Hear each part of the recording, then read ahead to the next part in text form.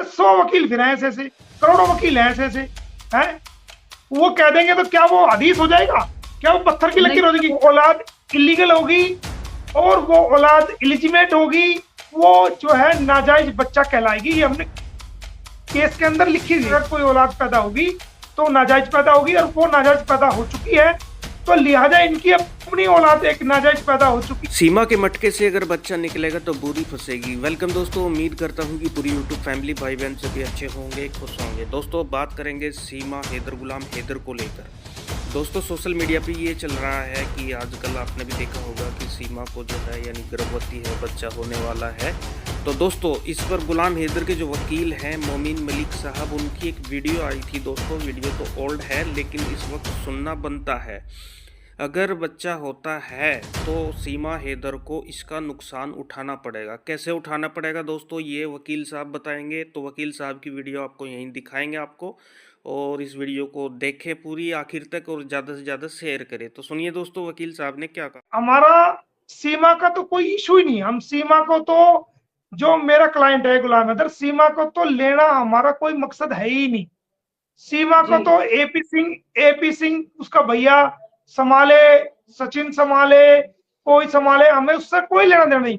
हमारा तो इतना है कि जो क्राइम बिना मैरिज के, जो सेकंड मैरिज की है, जो 494 सेक्शन बनती है, और जो धोखाधड़ी की गई है एफिडेविट में, जो है ना फर्जीवाड़ा किया गया है, जो 420 सी बनती है, 467 और 478, 467, 68, 478, 420, 406 आईपीसी जो बनती है, 494 जो बनती है, और ये डॉक्यूमेंट्री जो फ्रॉड किया गया है, और फॉरेन एक्ट फॉरेन एक्ट का जो सेक्शन 14A का वायलेशन किया गया है, 212, 176 का वायलेशन किया गया है।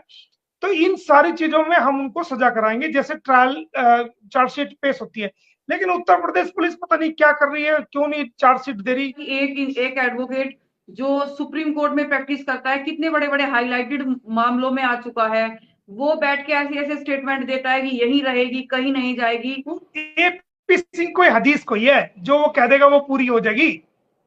एपी सिंह को हदीस वकील, यार वकील ही तो है। जैसे आप वकील हो अमिता जी, जैसे मैं छोटा सा वकील हूँ, जैसे आप वकील हैं, ऐसे वो भी वकील है। एक वकील कह दे तो पत्थर पे लकीर कोई है? वो हदीस कोई है? अरे 100 वकील फिर हैं ऐसे ऐसे, करोड़ों वकील हैं ऐसे ऐसे हैं। वो कह देंगे तो क्या वो हदीस हो जाएगा? क्या वो पत्थर की नहीं लकीर हो जाएगी? नहीं। सरकार ये कितना भी मक्खन लगा ले, सरकार एपी सिंह को जानती है। एपी सिंह के की क्या वैल्यू समाज के अंदर है, सरकार को अच्छी तरह पता है, गवर्नमेंट को अच्छी तरह पता है, जो हमारी पुलिस डिपार्टमेंट है उनको भी इसके बारे में पता है, जो हमारा खुफिया तंत्र है उनको भी इसके बारे में पता है, जो हमारी टॉप क्लास की एजेंसीज है उन सबको इसके बारे में पता है।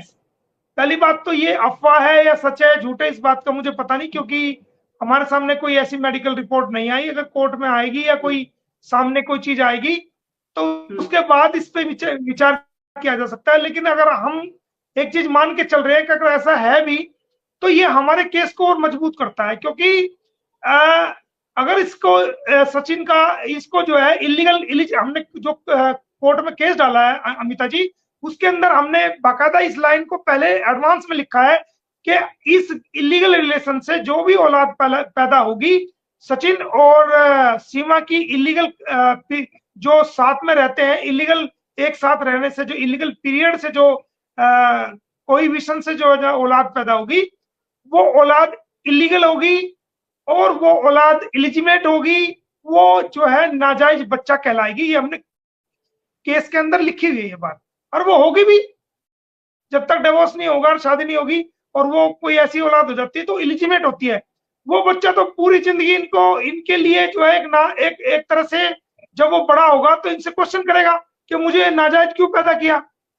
जब तुम्हारी शादी नहीं हुई थी तो कानून की नजरों में, क्योंकि कानून की नजर में वो इलिजिमेट होगा, उसको प्रॉपर्टी के राइट अपने फादर इसकी सचिन के होंगे, इसमें कोई शक नहीं है कि उसको राइट होंगे, लेकिन वो एलिजिमेट होगा। लेकिन हमारा काम जो है लीगल रूप से और आसान हो जाएगा, क्योंकि हम इस ग्राउंड को भी ऐड कर सकते हैं उस टाइम पे जब बच्चे की कस्टडी को हम अगर कोई चैलेंज वो हो जाती है, हमें मिलेगी कि जनाब देखिए इसने इलीगल शादी की और उस इलीगल के खिलाफ हमने केस फाइल किया, उसके अंदर हमने लिख दिया था कि अगर कोई औलाद पैदा होगी तो नाजायज पैदा होगी, और वो नाजायज पैदा हो चुकी है, तो लिहाजा इनकी अपनी औलाद एक नाजायज पैदा हो चुकी है इस पीरियड से। तो अब हमारे जो हम बायोलॉजिकल फादर है, हमारे बच्चों को हमें दिया जाए, वो हमारे लिए एक सॉलिड ग्राउंड है, वो हमारे लिए एक मजबूत है, हमारा केस और मजबूत हुआ है, होता है ऐसे। और सीमा का तो क्वेश्चन है ही नहीं, हमारी लड़ाई सीमा के लिए नहीं है। सीमा को तो हमने कहा है कि एक बार तो जरूर जेल कराएंगे, जो ऑफेंस किया है उसके लिए हम इसको जेल जरूर कराएंगे। उसके बाद सरकार इसको भारत में रखे या इसको डिपोर्ट करे, ये सरकार का फैसला है, लेकिन हम एक बार इसको जेल करा करके सजा कराएंगे, ये हमारा मोटिव है। और बच्चों को गुलाम हैदर को दिलवाएंगे। इसके अलावा हमारा सीमा हैदर को लेने का कोई भी मोटिव नहीं है। सीमा हैदर को हमें ना चाहिए, ना सीमा हैदर की हमारे क्लाइंट को जरूरत है, और हमें ना उससे कोई लेना देना नहीं है किसी भी प्रकार से, ना हमारा उस पर कोई क्लेम है।